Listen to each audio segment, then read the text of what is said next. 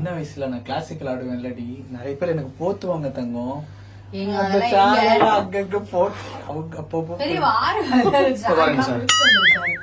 Ma'am நம்ம சொன்னோம்ல 45 minutes process. So 45 minutes ஆயிடுச்சு. இப்போ நம்ம வந்து உள்ள போய் பாத்துருவோம்.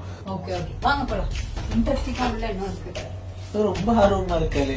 இந்த சாரி எல்லாம் பர்ன் பண்ணியாச்சு சார். இப்போ பர்ன் பண்ணிட்டு அடுத்த ப்ராசஸ் வந்து இப்போ நம்ம இந்த கடையில எடுத்துட்டோம்.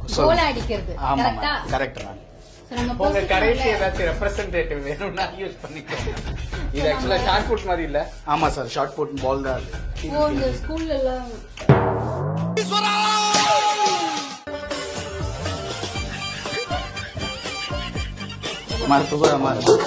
நம்ம எரிச்சோல்ல, நம்ம கூடவே அந்த சாம்பல் தான் அதெல்லாம்.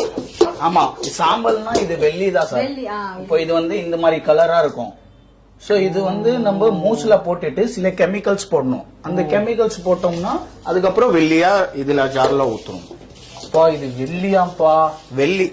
ஆமா, பழைய புடவை மாதிரி இருந்துச்சு முதல்ல, இப்ப மண்ணு மாதிரி ஆயிடுச்சு. அடுத்த ப்ராசஸ்ல சில்வர் பார் வந்துடும். கிழிஞ்ச புடவை மண்ணாக மாறி நெருப்பில் உருக்கப்பட்டு வெள்ளியாக மாறக்கூடிய லைஃப்வேவோட ப்ராசஸ் தத்துவம். புரியுதா இல்லையா? சார் இது கோலா அடிச்சு முடிச்சுட்டு வைப்போம். இப்போ இது வந்து மூஸ்ல போட்டுருவோம். மூஸ்ல போட்டுட்டு அப்படியே வந்து ஃபர்னஸ்ல வைக்க வேண்டியதுதான். பார்த்து பார்த்து கீழே படாம. வெள்ளி குடம் எவ்வளோ பெரிய கேஸ் அடுப்பு. கேஸ் அடுப்பு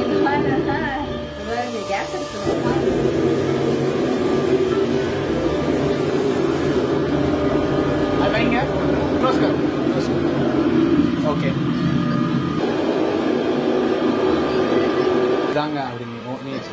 இப்ப நம்மளோட அந்த வெள்ளியில உருகிடுச்சு.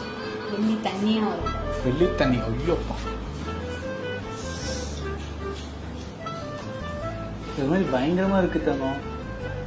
இப்ப நம்ம போட்ட சாரீஸ் எல்லாம் அங்க இங்க போய் ஊத்துனாங்க தண்ணி மாதிரி. வெறும் ஒரு சின்ன சோப்பா மாறிடுச்சு. ஆமா, இப்ப வெள்ளி பாரா மாறிடுச்சு. வெள்ளி சோப். இப்ப நம்ம அதை எடுத்து அவர் அடிச்சு காட்டுவார் பாருங்க. ஏய், உனக்கு எல்லாமே தெரியுது கைமா. ஐயா பாருங்க பாருங்க,